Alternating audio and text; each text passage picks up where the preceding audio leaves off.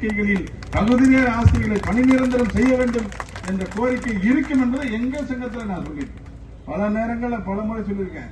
இன்னைக்கு பரவாயில்ல, எனக்கே ஆச்சரியமா இருக்கு, 4 பேர் ஒன்னா சேர்ந்து வந்திருக்கீங்க. முதல்ல அதுக்கு ஒரு கை தட்டுங்கப்பா. முதல்ல இல்ல, நீங்க டயர்ட் உண்ணாவிரதத்தோட டயர்ட்ல சவுண்ட் வரலையா, உங்களுக்கு உடன்பட்டு சவுண்ட் வரலையா? நல்லா சவுண்ட் கொடுங்க. ஒன்றை நான் தெளிவுபடுத்த விரும்புகிறேன். உண்மையை அந்த மேடையில் பேசி ஆகணும். இது அதிமுக ஆட்சி, திமுக ஆட்சி, அதெல்லாம் தாண்டி 13 வருஷம் இந்த நீட்டிப்பு வந்ததற்கு காரணமே உங்களுடைய ஒரு ஒற்றுமை இல்லாதது மட்டும்தான் என்பதை நான் ஆணித்தரமா சொல்றேன். எல்லாரும் ஒன்று சேர்ந்து நமக்கு முன்னாடி என்ன இருக்கணும்? இப்போ நமக்கு முன்னாடி இயக்கம், தலைமை, அதெல்லாம் தாண்டி நம்ம காலமுறை ஊதியம் பெற வேண்டும். கிட்டத்தட்ட 13,000 பேர் இருக்காங்களேப்பா. எல்லாம் ரிட்டையர்ட் ஆயிட்டு 12,000 பேரோட வாழ்க்கையில் காலமுறை ஊதியத்தை பெற்று தருவோம். அந்த ஒரு வேகம் மட்டும்தான் இருக்கணும். நாங்கெல்லாம் அப்படிதான் வரலாறுகளை திரும்ப சொல்லி, நான் கடைசியா பாவம் பசி நேரத்தில் முடிக்கிற டைம்ல வந்து ரொம்ப நேரம் எடுக்க விரும்பல. அப்ப 2 பேர் தான் இருந்தோம். 53,000 ஆசிரியர்கள், நீங்களா 15,000 பேர். 53,000 ஆசிரியர்களை 3,000 ரூபாய், 4,000 ரூபாய், 4,500 ரூபாய் என்று செகண்ட் டிகிரேட்னா 3,000, பிடினா 4,000, பிஜினா 4,500. 5 வருஷம் தொகுப்பூதிய முறை. உங்களை மாதிரிதான் வாரத்துக்கு 14 மணி நேரம் வேலை, 14 மணி நேரம் மாசத்துக்கு ஒரு நாள் லீவு. இப்படிப்பட்ட கண்டிஷன்ல அம்மையார் அவர்கள் 53,000 பேரை பணி நிரந்தரம் தொகுப்பூதியத்தில் பணியமர்த்திட்டு வச்சு போனாங்க. நாங்க எவ்வளவு போராடணும், மன்றாடணும், கேட்டு பார்த்தோம். ஒண்ணுமே செவி சாய்க்காமல் சென்று விட்டு சென்றது அந்த அதிமுக அரசு. வேற வழி இல்லாம அதை லீட் பண்ணிட்டு ஒருத்தர் அடுத்த கட்டம் அங்க தோல்வி என்று தெரிஞ்ச உடனே கிளம்புவா, நீ கிளம்பு அப்படின்னு சொன்னோம். அவர் வழிவிட்டு விட்டு அடுத்த கட்டத்துக்கு கிளம்ப அதை தூக்கி பிடித்தோம். நேராக எதிர்முனையில் இருந்த முத்தமிழ் டாக்டர் கலைஞருடைய இல்லத்திற்கு சென்றோம். அவருக்கு ஒரு பகிர ஆதரவு கொடுத்தோம். தேர்தல் பணி ஆற்றினோம், களப்பணி ஆற்றினோம், தேர்தல் அறிக்கையில சேர்க்க வைத்தோம். அவரும் ஆட்சி பொறுப்பேற்று வந்தார்.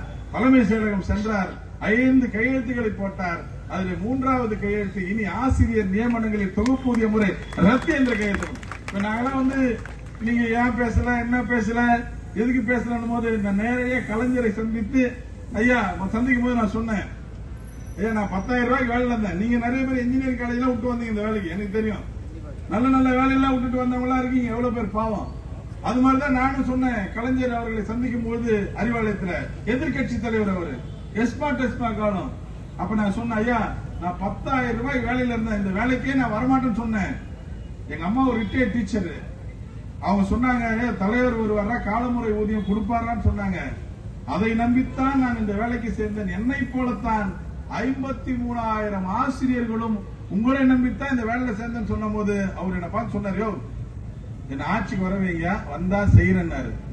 வந்தாரு, செஞ்சாரு. அந்த அடிப்படையில் தான் நிச்சயமா நானும் ஆட்சி பொறுப்பேற்றவுடன் மாற்றம் ஏற்படும், நிச்சயம் அவருடைய புதல்வர் செய்வார் என்ற கடந்த கால வரலாறுகளை எண்ணித்தான் ஆணித்தரமாக சென்றேன். ஏன்னா நான் வந்து அவரையும் பார்த்திருக்கிறேன். அவங்க புதல்வர் தமிழ்நாடு முதலமைச்சர் முத்துவேல் கருணாநிதி ஸ்டாலின் அவர்களையும் பார்த்திருக்கிறேன். அவருடைய மகனை விளையாட்டுத்துறை மந்திரியும் பார்த்துட்டேன். 3 தலைமுறையை பார்த்த தலைவர் என்ற அடிப்படையில் நான் தனிப்பட்ட முறையில் சொல்றேன். நிச்சயமா எப்படி கலைஞர் ஆசிரியர் அரசு ஊழியர்களை நேசித்தாரோ அதைவிட நேசிக்கக்கூடிய தற்போதைய முதலமைச்சர் முத்துவேல் கருணாநிதி ஸ்டாலின் அவர்கள் என்பதை மட்டும் நீங்கள் உணர வேண்டும். நான் இங்கு அரசியல் பேசுவதற்காக வரவில்லை. கடந்த கால அனுபவத்தில் வைத்து சொல்றேன். அவரும் உங்களுக்கு காலமுறை ஊதியம் கொடுக்கவில்லையே என்ற நிர்பந்தத்திலே வேதனையில தான் இருப்பார் என்பதுதான் நிசத்தரமான உண்மை. நம்ம எப்படியாவது, அதாவது ஒரு 5 இட்லி தான் இருக்கு அவங்க சொல்ற கணக்கிலே, அந்த 5 இட்லியை எப்படி நம்ம கேப்சர் பண்றோம் தான். திருமுருகன் காந்தி சாரோட எனக்கு ஒரு மாறுபட்ட கருத்து இருந்துச்சு. 13,000 பேருக்கு தண்ணீர் ஓடுறான்.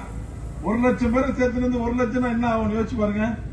அதெல்லாம் தாண்டி யுக்தியா நம்ம 13,000 பேரும் ஒன்னு சேர்ந்து முதலமைச்சருடைய கவனத்தை ஈர்த்து, முதலமைச்சர் பார்வையில் அமெரிக்காவில் இருந்து முதலமைச்சர் புத்துணர்வு ஒப்பந்தங்களை எல்லாம் பெற்று பல 1000 கோடியை கொண்டு தமிழ்நாட்டுக்கு திரும்பின உடனே கையில் எடுக்கக்கூடிய விஷயம் உங்களுடைய விஷயமாக இருக்க வேண்டும் என்று நான் ஆசைப்படுகிறேன். நிச்சயமா பல முறை முதலமைச்சருடைய கவனத்துக்கு இதை கொண்டு சென்றிருக்கிறோம். முதலமைச்சரும் எந்த இடத்திலும் எங்க கோரிக்கை நீங்க யோசிக்கிற மாதிரி பென்ஷனுக்காக பேசுறோம், அதுவும் நிதி. சரண்டரை பத்தி பேசுறோம், அதுவும் நிதி. அப்ப நிதி என்பது நாம் எதிர்பார்த்தது மாதிரி பல்வேறு விஷயங்கள் நிதி சார்ந்த பிரச்சனையும் வந்துச்சு. இருந்தாலும் நிதி பெற்ற மகனிடம் இதை கேட்டு போறதுல நான் என்ன போறது. இப்ப 2026க்குள்ள பக்கத்து நேர ஆசிரியர்கள் பர்மனன்ட் ஆகலன்னா லைஃப் லாங் பர்மனன்டே கிடையாது, மறந்துருங்க. அப்ப நம்ம இலக்கை நோக்கி கிட்ட வந்துட்டோம். இது உங்க அடையாளம் எங்களுக்கும் தெரியும். இந்த அரசை எதிர்த்து தான் நீங்க பண்ணலன்னு தெரியும். கடுமையான இந்த அரசை விட்டா இந்த அரசுல இருந்து தான் பெறணுன்ற நம்பிக்கை உங்களுக்கு தெரியும். பட் நம்மளும் எவ்வளவு நேரம் வேதனைப்பட்டு இருக்கிறது, வேற வழி இல்ல. அந்த ஆப்ஷன் தான் வந்திருக்கீங்கன்னு தெரியும். அதனாலதான் நாங்களாம் வந்து இங்க நிக்கிறோம். உங்களோடு கை கொடுக்க நாங்கள் இந்த யாரெல்லாம் போராடுங்கள் போராடுங்கள் போராடுங்கள் சொல்லிட்டு போராட்டத்திற்கு பயந்த அமைப்பு நாங்கள் அல்ல. எவ்வளவோ ஜாக்டோ ஜியோ போராட்டங்களை பார்த்திருப்பீங்க. ஜாக்டோ ஜியோ போராட்டங்களை முன்னின்று நடத்தியவர்கள் அவங்க கீழே ஒரு ஒருங்கிணைப்பாளர்கள், அதுக்கெல்லாம் அஞ்சப்படுறவங்களாம் கிடையாது. ஆனா நமக்கு முன்னாடி போராட்டம் போராட்டம் மட்டும் இல்ல, இலக்கு இருக்கணும். பாவம் எவ்வளவு பேர் ரிட்டையர் ஆயிட்டாங்க. எவ்வளவு சின்ன சின்னங்களா சின்ன சின்ன பசங்களா பார்த்தவங்களா அந்த போராட்டத்தில் இப்ப எல்லாம் வயசான மாதிரி தெரியுறாங்க. அவ்வளவு வருஷம் ஆயிடுச்சு. நிச்சயமா வேதனையோடு இந்த நேரத்தில் ஒன்றை மட்டும் நான் சொல்ல கடமைப்பட்டிருக்கிறேன். நிச்சயமாக பகுதி நேர ஆசிரியர்களை பணி நிரந்தரம் செய்வதை தவிர மாண்புமிகு தமிழ்நாடு முதலமைச்சருக்கு வேறு வழியே கிடையாது என்பதை மட்டும் இந்த நேரத்தில் நான் சொல்றேன். நீங்க 4 பேரு 3 பேரு 5 பேரு ஒரு டீமா ஒருத்தர பந்தை சந்திக்கிறது. திருச்சியில ஒருத்தர் போய்